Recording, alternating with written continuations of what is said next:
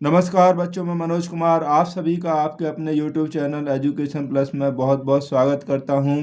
तो बच्चों, इस वीडियो में हम आपके लिए एक और मैथ का प्रैक्टिस सेट लेकर आए हैं, जिसमें हमने ऐसे प्रश्नों को रखा है जो कि बोर्ड एग्जाम में कम से कम 4 से 6 नंबर में पूछे जाते हैं। तो बच्चों, शुरू करते हैं आज की वीडियो। तो यहाँ पर पहला प्रश्न हमने लिया है, यदि समीकरण x square minus x minus 2 बराबर 0 के मूल अल्फा तथा बीटा है, तो वह दीघा समीकरण ज्ञात कीजिए जिसके मूल 2 अल्फा प्लस 1 और 2 बीटा प्लस 1 है। तो बच्चों, यहाँ पर हमें जो समीकरण दिया हुआ है, दीघा समीकरण जो हमें दिया हुआ है बच्चों, वो हमारे पास है x square minus x minus 2 बराबर 0। अगर हम इस समीकरण की तुलना करते हैं बच्चों, किससे तुलना करने पर, मानक द्विघात समीकरण से अगर हम तुलना करते हैं तो बच्चों यहाँ पर a बराबर हमारे पास होगा एक्स स्क्वायर का गुणांक 1 और b बराबर होगा x का गुणांक जो यहाँ पर क्या है -1 है, और c बराबर होगा बच्चों अचर पद जो हो गया -2। ठीक है ना। a एक्स स्क्वायर का गुणांक कुछ नहीं है तो 1 लेंगे आप, बी एक्स का गुणांक यहाँ भी कुछ नहीं है, माइनस है तो -1 हो जाएगा, और सी होता है अचर पद। अब हमें जो बच्चों यहाँ पर मूल दिए हुए हैं समीकरण में, कि मूल क्या है इसके, अल्फा तथा बीटा है। मूल बच्चों अल्फा और बीटा है, तो इसलिए मूलों का योगफल अल्फा प्लस बीटा वो बराबर हो जाएगा बच्चों -b/a। ठीक है। अब b कितना है, माइनस, तो -1 है, और a हमारे पास है वो भी 1 ही है बच्चों। तो ये हो जाएगा माइनस माइनस प्लस हो गया, तो यहाँ पर 1 ही हो जाएगा बच्चों। वो यहाँ पर कितना हो जाएगा, 1 ही हो जाएगा। और तथा मूलों का गुणनफल है, गुणनफल होता है बच्चों c/a। अब c आपके पास कितना है, देखिए -2 है बच्चों आपके पास, और a यानी कि 1 है, तो गुणनफल जो हो जाएगा -2 हो जाएगा। ठीक है ना। ये तो हमारे जो मूलों का योगफल और गुणनफल उसका आ गया है जो हमें यहाँ पर दिया है, लेकिन हमें बच्चों वह द्विघात समीकरण ज्ञात करना जिसके मूल हमें ये दिए हुए हैं। ठीक है ना। तो यहाँ पर देखिए, तो हम इसको यहाँ कर लेंगे दिए मूल, उन्हें दिए मूल। तो मूल है बच्चों आपके पास 2 अल्फा प्लस 1 और दूसरा मूल है 2 बीटा प्लस 1। ये मूल है। अब द्विघात समीकरण ज्ञात करने के लिए आपको पता है मूलों का योगफल निकालना चाहिए और मूलों का गुणनफल भी हमें जरूरत होती है, तो इसलिए मूलों का योग। ठीक है। तो यहाँ हम निकाल लेंगे मूलों का योग, मूलों का योग बराबर, यानी कि इनको जोड़ दीजिए 2 अल्फा प्लस 1 और प्लस 2 बीटा प्लस 1। जोड़ेंगे तो देखिए, तो हम ऐसे लिख लेंगे 2 अल्फा प्लस 2 बीटा प्लस 1 और 1 बच्चों यहाँ 2 हो गया। यहाँ आप 2 कॉमन ले लीजिए, 2 कॉमन लेंगे तो अल्फा प्लस बीटा आ जाएगा, और प्लस 2 को आपको ऐसे ही रहने देना है। ठीक है। केवल इसमें कॉमन लिया है हमने बच्चों। तो 2 अल्फा प्लस बीटा वो कितना है योगफल, हमने ऊपर ही निकाल लिया है, वो 1 आया है, तो यहाँ रख देंगे 1 और प्लस 2, 2 1 जा 2 प्लस 2, तो कितना हो गया बच्चों, 4 आ गया। ठीक है। मूलों का योगफल इनका 4 आ गया, जिनका हमें वो निकालना है द्विघात समीकरण। अब गुणनफल और निकाल लीजिए, मूलों का गुणनफल।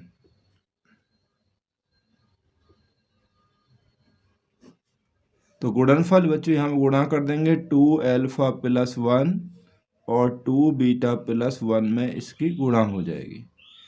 देखिए पहले 2 अल्फा से गुणा करेंगे हम इसमें, तो 2 दूनी 4 अल्फा बीटा प्लस 2 अल्फा, अब 1 से करेंगे तो ये आ जाएगा 2 बीटा प्लस 1। ठीक है। यहाँ आप इसको ऐसे रखेंगे 2 अल्फा प्लस बीटा में 2 कॉमन ले लीजिए, तो यहाँ अल्फा प्लस बीटा पहले की तरह हो जाएगा, और प्लस ये 4 अल्फा बीटा बच्चों ऐसे आएगा। ठीक है। और +1 वो भी आ जाएगा। यहाँ पर 2 कॉमन ले लिया आपने तो यहाँ अल्फ़ा प्लस बीटा बचा और ये 4 अल्फ़ा बीटा ऐसे ही आ गया, 1 भी ऐसे ही आ गया।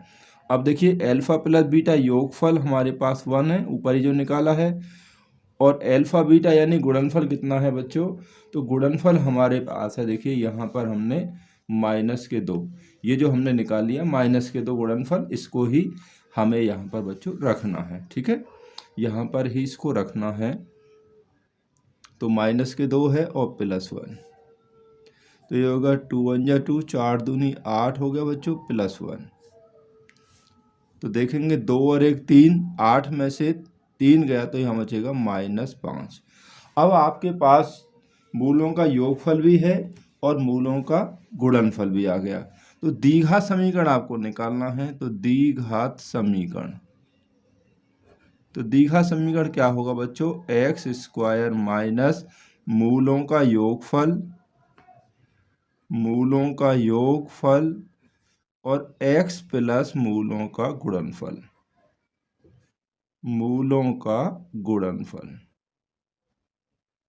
बराबर क्या होगा, 0। ठीक है ना, यही तो समीकरण होता है। अब x² माइनस मूलों का योगफल हमारे पास कितना है, 4 आया है, x प्लस मूलों का गुणनफल कितना है, -5 है बच्चों, तो बराबर 0। तो यह हो जाएगा कि x² माइनस 4x माइनस 5 बराबर 0। तो बच्चों यही हमारा क्या हो जाएगा, आंसर हो जाएगा। ठीक है, ये ऐसे क्वेश्चन बच्चों 5 से 6 नंबर में पूछे जाएंगे, तो आपको ध्यान रखना है।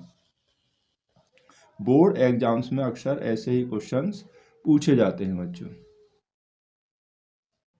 तो अगला क्वेश्चन और देखते हैं। तो बच्चों दूसरा प्रश्न हमने आपके लिए लिया है, ऋतु धारा के अनुकूल 2 घंटे में 20 किलोमीटर तैर सकती है और धारा के प्रतिकूल 2 घंटे में 4 किलोमीटर तैर सकती है, तो उसकी स्थिर जल में तैरने की चाल और धारा की चाल ज्ञात कीजिए। तो बच्चों यहाँ पर हम ऋतु की जो चाल है उसे मान लेते हैं तैरने की चाल x किलोमीटर प्रति घंटा, और धारा की जो चाल है उसे मान लेते हैं बच्चों y किलोमीटर प्रति घंटे। अब धारा के अनुकूल ऋतु की चाल क्या हो जाएगी बच्चों, देखिए पानी इधर जा रहा है धारा और ऋतु भी इधर ही तैर रही है, तो दोनों की जो चाल है वो क्या हो जाएगी, प्लस हो जाएगी। ठीक है, दोनों की जो चाल है, अगर ऋतु भी धारा इधर ही चल रही है और ऋतु भी इधर ही है, दोनों एक ही दिशा में जा रहे हैं, तो दोनों की जो चाल है वो प्लस हो जाएगी बच्चों। ठीक है नहीं, तो इसलिए ऋतु की जो चाल हो जाएगी धारा के अनुकूल x + y किलोमीटर प्रति घंटे हो जाएगी बच्चों। ठीक है नहीं, इसलिए अब क्वेश्चन में लिखा है 2 घंटे में वो 20 किलोमीटर तैर सकती है। तो पहली जो कंडीशन हो जाएगी यहाँ पर देखिए, दूरी बराबर होती है बच्चों चाल गुणा समय। ठीक है नहीं, इसलिए अब हमारे पास चाल है x + y और समय है 2 घंटे, तो बराबर हमारे पास दूरी कितनी है, 20 किलोमीटर, तो बराबर 20 हो जाएगी। या हम बना सकते हैं इसको x + y बराबर 2 से इसे काट लेंगे, ये हो जाएगा 10 बार। तो ये बच्चों हमारे पास हो जाएगा पहला समीकरण। अब आगे दिया है, और धारा के प्रतिकूल 2 घंटे में 4 किलोमीटर की दूरी तय कर सकती है। अब धारा के अनुकूल तो चाल जुड़ जाती है, और जब धारा के प्रतिकूल जाएगी तो चाल क्या हो जाएगी बच्चों, आपस में घट जाएंगी। अब धारा तो बच्चों इस दिशा में बह रही है, इसी दिशा में, और ऋतु उसके विपरीत ऐसे चल रही है, तो क्या होगा, ऋतु की चाल में से धारा की चाल घट जाएगी। तो प्रतिकूल में जो चाल आ जाएगी वो ऋतु की चाल माइनस धारा की चाल, यानी x - y किलोमीटर प्रति घंटे बच्चों हो जाएगी। ठीक है, तो इसलिए क्या हो जाएगा, वही आ जाएगा चाल गुणा समय बराबर दूरी। अब चाल हमारी है x - y किलोमीटर प्रति घंटा और समय है कितना, 2 घंटे में दूरी कितनी है बच्चों, 4 किलोमीटर, जैसा है क्वेश्चन में लिखा हुआ है। ठीक है, चाल गुणा समय बराबर दूरी, 2 से कैंसिल हो जाएगा 2 बार, तो आपको समीकरण प्राप्त हो जाएगा x - y बराबर 2। तो ये बच्चों हो गया हमारा दूसरा समीकरण। अब इन दोनों समीकरणों को एक साथ रखकर आप किसी भी विधि से बच्चों हल कर सकते हैं, ठीक है नहीं, किसी भी विधि से दोनों समीकरणों को हल कर सकते हैं। ये दोनों समीकरण हमने एक साथ लिख दीजिए। अब देखिए दोनों में हम क्या देखेंगे, जो y के x और y दोनों के गुणांक बराबर है, लेकिन y के जो गुणांक है ना आपस में प्लस और माइनस है, तो ये हमारा कैंसिल हो जाएगा किस पर, जोड़ने पर। ये बच्चों जोड़ने पर कैंसिल हो जाएगा। और x और x कितना हो गया, 2x हो गया, 10 और 2 हो गया बच्चों ये 12, तो x बराबर हो जाएगा 2 से कैंसिल हो गया 6 बार। तो यानी कि यहाँ पर x का जो मान है बच्चों वो 6 प्राप्त हो गया है, ठीक है ना। x का मान यहाँ पर 6 आ गया।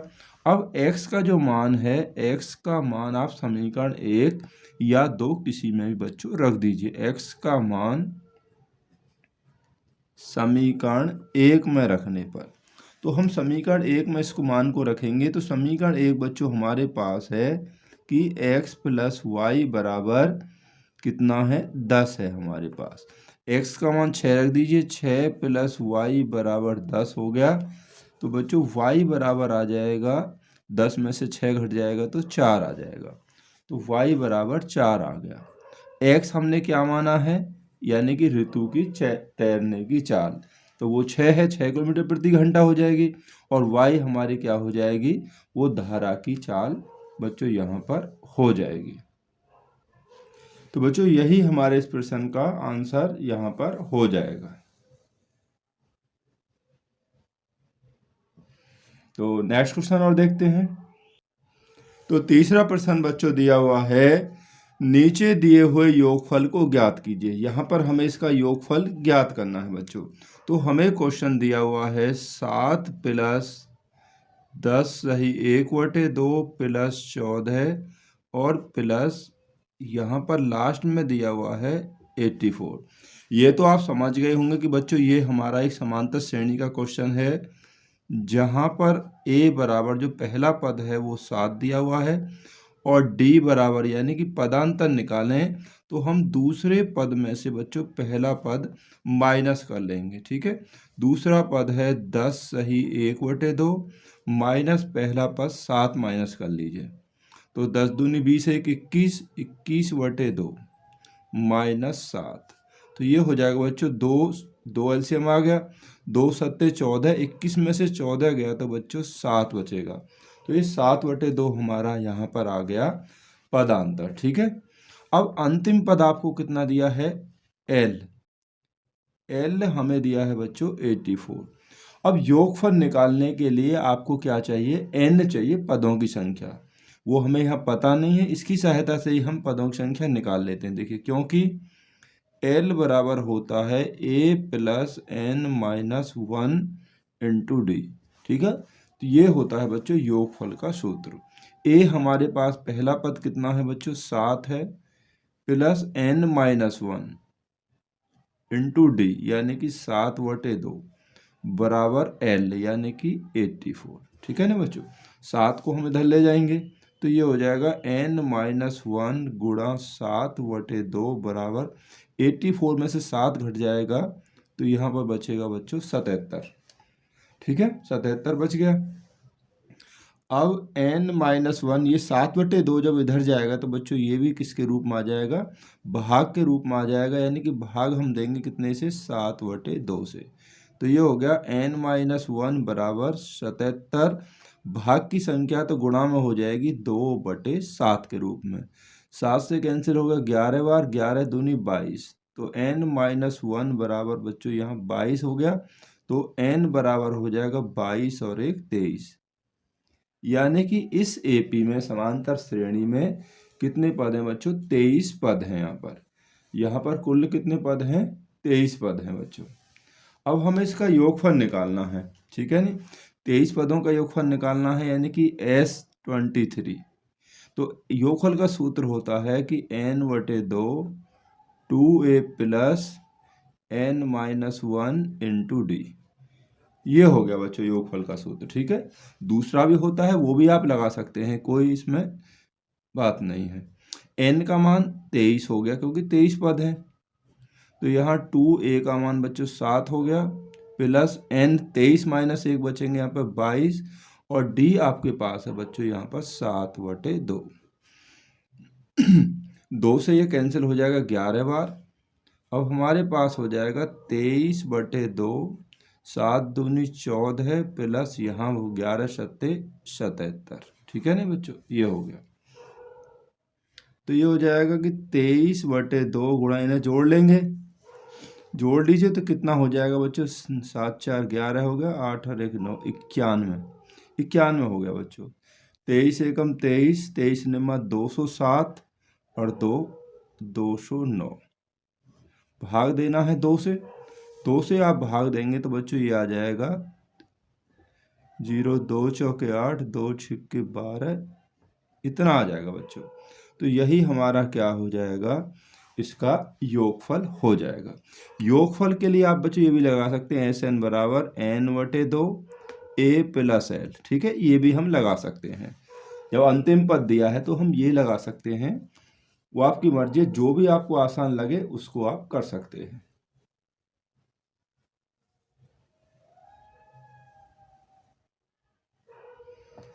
तो नेक्स्ट क्वेश्चन और देखते हैं, चलिए बच्चों। तो बच्चों क्वेश्चन नंबर 4 हमने आपके लिए लिया है ऊंचाई और दूरी से। ऊंचाई और दूरी से संबंधित क्वेश्चन भी एग्जाम्स में मोस्टली पूछे जाते हैं। तो क्वेश्चन है बच्चों, एक प्रकाश स्तंभ के शिखर से देखने पर समुद्र में 2 जहाजों के अवनमन कोण, कौन से कोण है बच्चों, अवनमन कोण, क्रमशः 30 और 45 अंश हैं।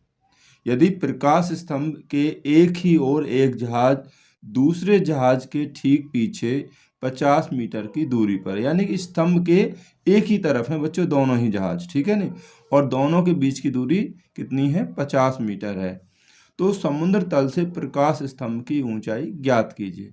तो बच्चों इसके लिए पहले एक डायग्राम बना लेते हैं। तो बच्चों मान लीजिए कि हमारा ये एक डायग्राम हो गया कि PQ एक प्रकाश स्तंभ है और इसके एक ही तरफ 2 जहाज है, बिंदु A और B पर 2 जहाज हैं जिनके बीच की दूरी 50 मीटर है। ये वाली AB के बीच की दूरी 50 मीटर है, पहला यहाँ, दूसरा यहाँ पर है। और इन जहाज़ों के अवनमन कोण जो है, इससे यहाँ से देखने पर अवनमन कोण जो है, एक का 45 है और दूसरे का 30 अंश है। छोटा कोण हमेशा बाहर यानी कि दूर बनेगा, छोटा कोण बच्चों हमेशा दूर बनेगा, ये आपको ध्यान रखना। प्रकाश स्तंभ में ये बड़ा कोण है पास, ये थोड़ा दूर रहेगा, इसको हमने x मान लिया।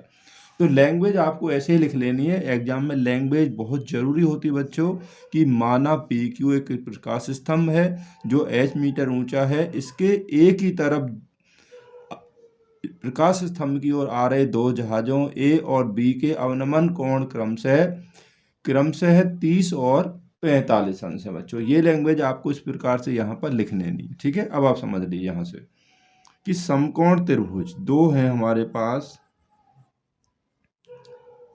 समकोण त्रिभुज PQA में पहले हम ले रहे हैं बच्चों कौन सा, समकोण त्रिभुज PQA में। यहाँ 45 अंश है तो आप ले लिए tan 45, ठीक है, tan 45। तो tan थीटा होता है लंब बटे आधार। तो बच्चों 45 के लिए लंब होगा ये PQ, 45 के लिए लंब होगा PQ और आधार हो जाएगा AQ। tan 45 का मान बच्चों 1 होता है और PQ हमने यहाँ पर H माना है और AQ हमारे पास है बच्चों यहाँ पर X, ठीक है। क्रॉस मल्टीप्लाई कर दीजिए तो आपके पास आ जाएगा कि H बराबर X। तो यहाँ पर जो समीकरण आ गया कि H बराबर क्या है, X के बराबर है बच्चों, ठीक है। ये तो हमने लिया है पहले समीकरण।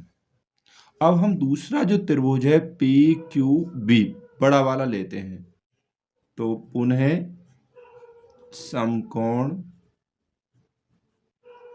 समकोण त्रिभुज PQB में,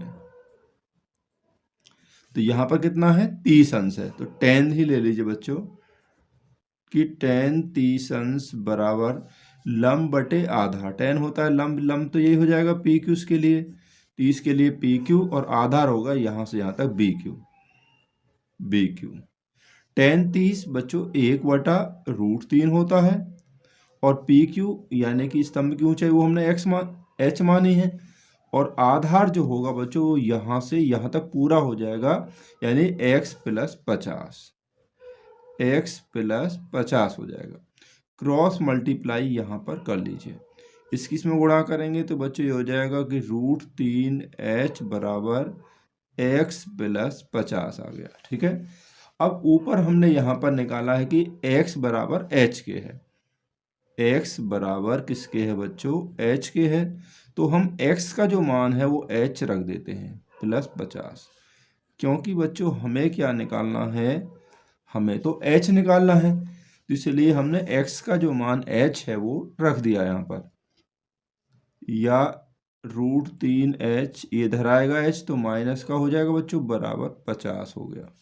h कॉमन ले लीजिए तो यहाँ बचेगा 50 माइनस, यहाँ पर h कॉमन ले लें बच्चों, यहाँ पर बचेगा आपका √3, ठीक है, √3 है ना, तो यहाँ पर √3 बचेगा, √3 - 1 तो बराबर 50। ठीक है नी, या h बराबर हो जाएगा 50 बटे ये जब इधर आएगा √3 - 1, हर का परमेकरण कर दीजिए बच्चों √3 + 1 से, क्योंकि यहाँ माइनस है ना, तो परमेकरण में प्लस होकर अंश और हर दोनों में गुणा हो जाएगी। ठीक है नी, इसे बोलते हैं हर का परमेकरण करना बच्चों। तो ऊपर तो ऐसे रहेगा 50 √3 + 1, तो यहाँ पर बच्चों फॉर्मूला बन गया a - b और a + b वाला, तो a² - b² होता है, √3 का वर्ग 3 हो जाएगा और 1 का वर्ग आएगा 1, a + b और a - b होता है a² - b² बच्चों। ठीक है ना, अब यहाँ 50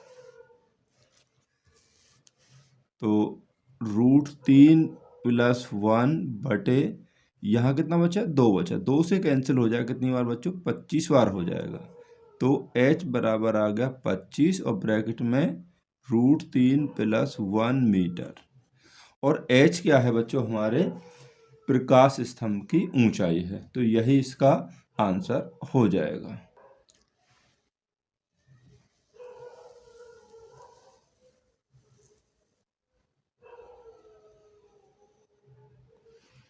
तो नेक्स्ट क्वेश्चन और देखते हैं बच्चों। 5वां प्रश्न बच्चों, ये भी बहुत ही अच्छा प्रश्न है। प्रश्न है कि बिंदुओं A 2, और B 3, 7 को जोड़ने वाले रेखाखंड को रेखा 2x + y - 4 बराबर 0 जिस अनुपात में विभाजित करती है उसे हमें ज्ञात करना है। तो बच्चों यहाँ पर जो हमें बिंदु दिए हुए हैं,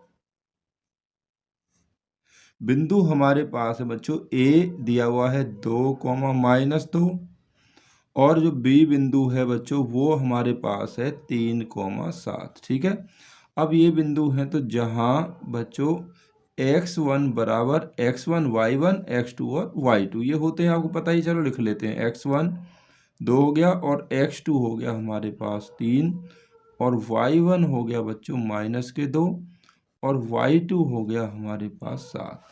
अनुपात निकालना है कि इन बिंदुओं को जोड़ने वाले रेखाखंड को ये रेखा किस अनुपात में विभाजित करती हैं। तो हम मान लेते बच्चों कि माना अभीष्ट अनुपात,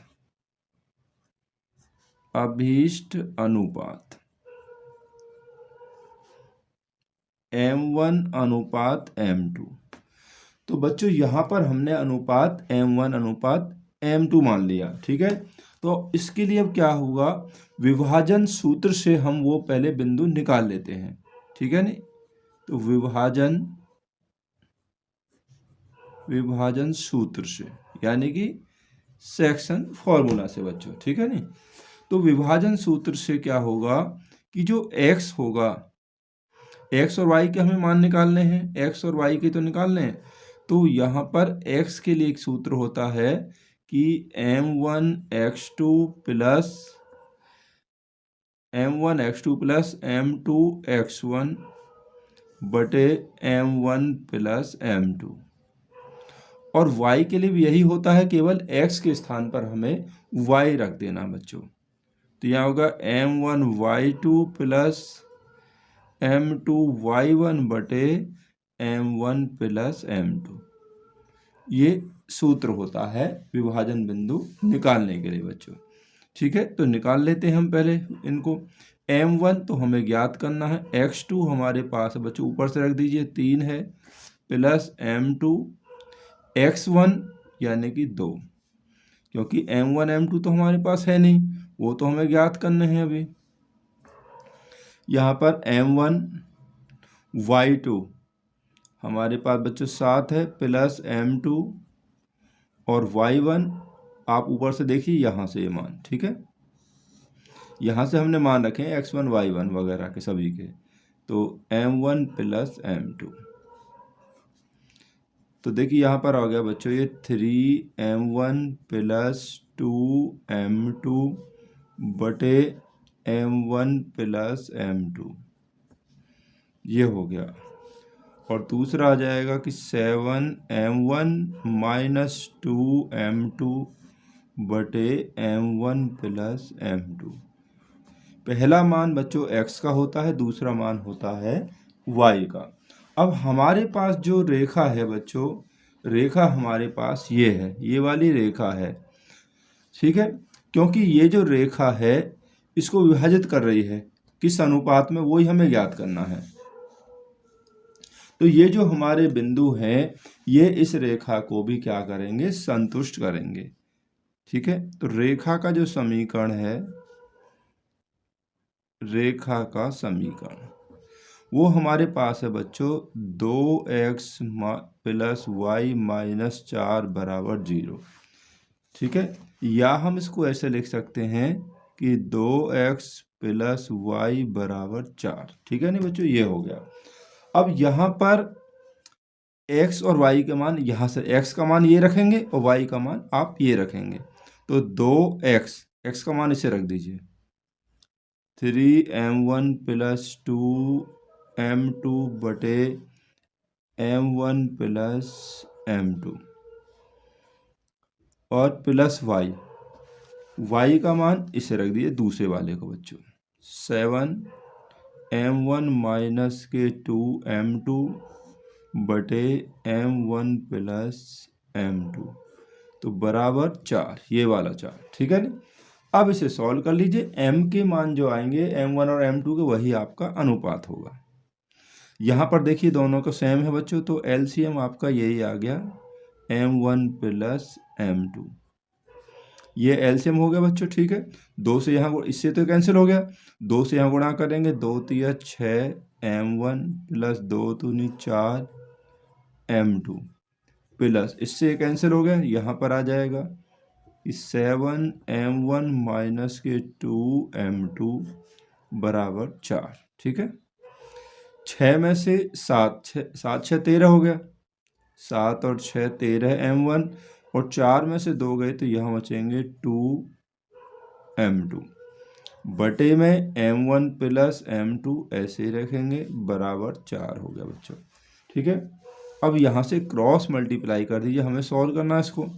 क्रॉस मल्टीप्लाई करेंगे तो यहाँ कुछ नहीं है, एक मान लीजिए, एक से करेंगे तो ये ऐसे आ जाएगा, 13 m1 प्लस 2m2 हो जाएगा बच्चों, 4 से गुणा करेंगे तो ये हो गया 4m1 प्लस 4m2। ठीक है बच्चों,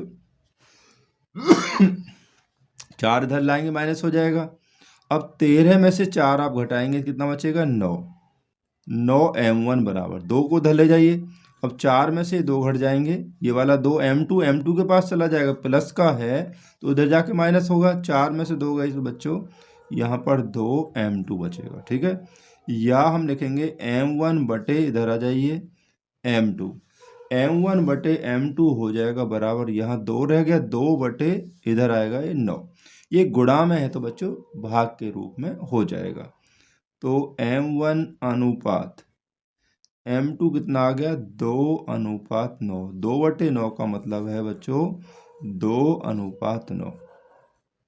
ठीक है, और यही हमारा आंसर हो जाएगा। यहाँ पर बिल्कुल सीधा क्वेश्चन नहीं है, आपको एक रेखा का समीकरण दिया हुआ था और तभी हमें उसे ज्ञात करना है कि वो रेखा इस दिए हुए बिंदुओं को मिलाने वाले रेखाखंड को किस अनुपात में बच्चों विभाजित करती है। ठीक है, बहुत ही अच्छा प्रश्न है बच्चों, इसलिए मैंने यहाँ पर इसको रखा है।